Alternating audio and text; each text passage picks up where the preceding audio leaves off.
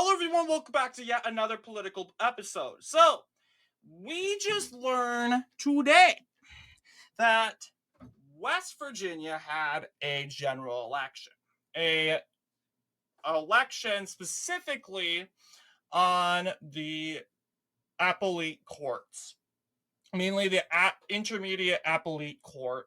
And this was an interesting election. We knew that it said here the term of West Virginia intermediate appellate court judge will expire on December 31st, 2024. The one seat was up for nonpartisan election on May 14th, 2024. The filing deadline was January 27th, 2024. You'll see we had a couple of nonpartisans. We have Ryan White, Elgene McGardle, and Michael Schultz. We're going to go over these characters and individuals, but before that, I just thought I'm excited today because we actually won we held a Supreme Court seat, not just by, as you know, not just by a little bit, but by a landslide. You'll see Andrew Pinson, the GOP-backed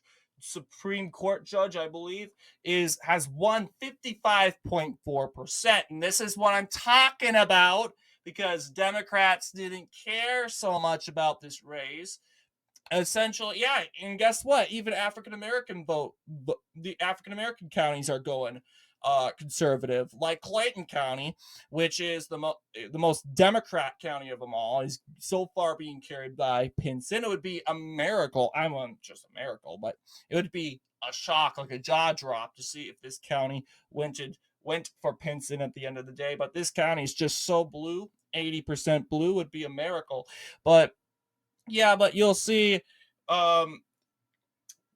John Barrow, the Democrat-endorsed nonpartisan candidate, judge, won areas in over here in the Black Belt. But yeah, it's just hilarious because this is a swing state and they're saying, oh, you can't win here. And the fact is we can.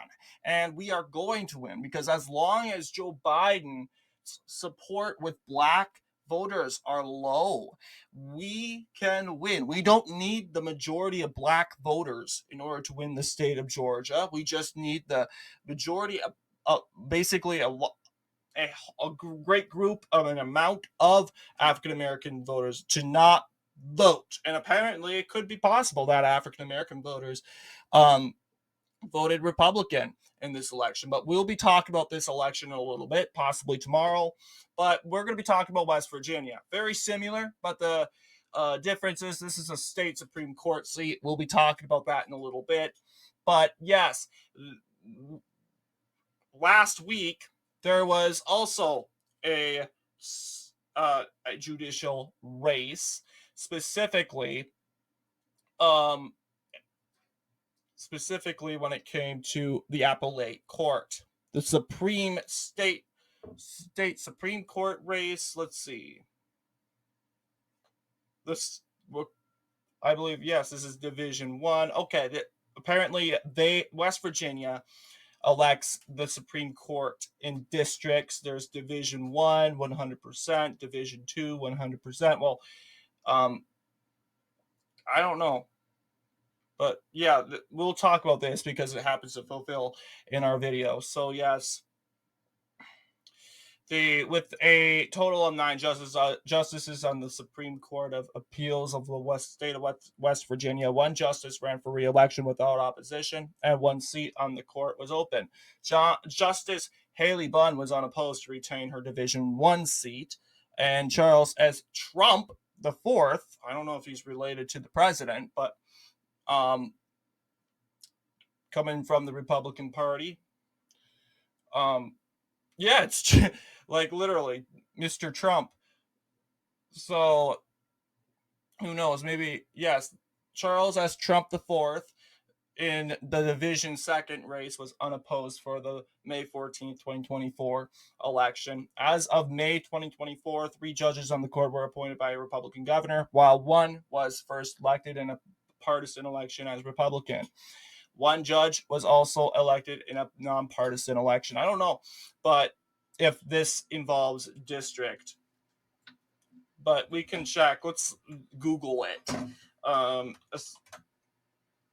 Supreme Court of, well, let's just say West Virginia districts and see if that kind of pops up. So the judicial circuit map, but that's specifically talking about, okay, these are the districts.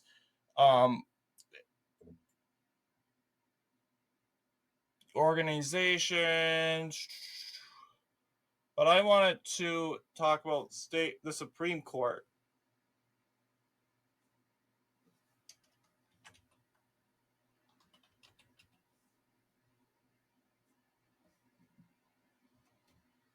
Okay, I think this is specific. Oh, this is the United States District. This is just United States itself. So I don't know, but we can cover them just in case. I'm unfamiliar if this is a at-large sort of election. But this is the Supreme Court race, 100%. You'll see Haley Bunn. It's unknown. Other than that, I think we can do the New York Times and they'll find a little bit more results. So West Virginia primaries. And if they don't tell us much, we're just going to move on. But just for those of you who are interested and are from West Virginia and you really know your judicial system very well, guys, good for you. But you guys can tell me if that is the case. This is state legislatures. Other races, yes, we'll go be talking about that today. Apparently, I'm guessing they didn't add that. We still don't know. If you're from West Virginia and you know your judicial system, comment down, let me know in the comments. How does West Virginia elect the Supreme Court? Do they do it at large? Which I should look up. I'm not because we're on a time crunch. Do they do it at large, like with like other states like Wisconsin and Georgia, like we just saw? Or do they have, they divide them up by district? Let me know down in the comments. But anyway, yes, Ryan White is the official winner. And I don't know if he was the original incumbent, but yes, he is indeed a non-partisan. But since there's no Wikipedia, oh yeah, this is at large. I would like to know his policies and views because I definitely know he's a conservative because this is West Virginia. And he performed kind of aggressively to the point that we know he's kind of a conservative. And then there's Elgene McArdle, and it looks like this individual's not really renowned. Views aren't really recorded on Ballotpedia. I don't really like to rely on Ballotpedia. We can just assume these are liberals. But yes, Michael Schultz, he ran in this election. Endorsements. Oh, yes, and it says Ballotpedia didn't identify said sources. Oh, yeah, I think these are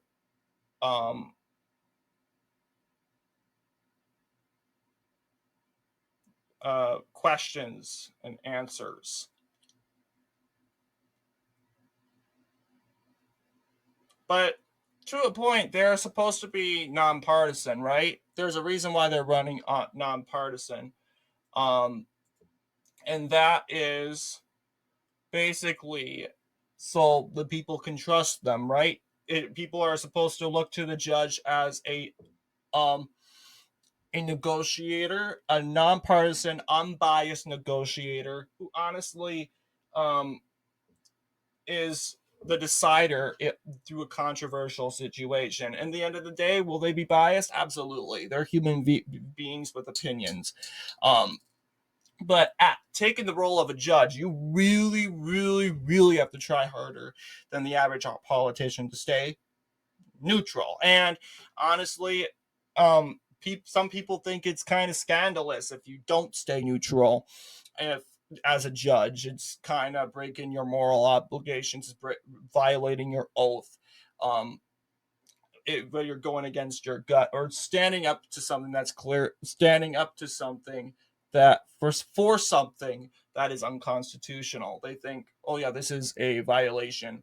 But then again, there's no way of identifying that a judge.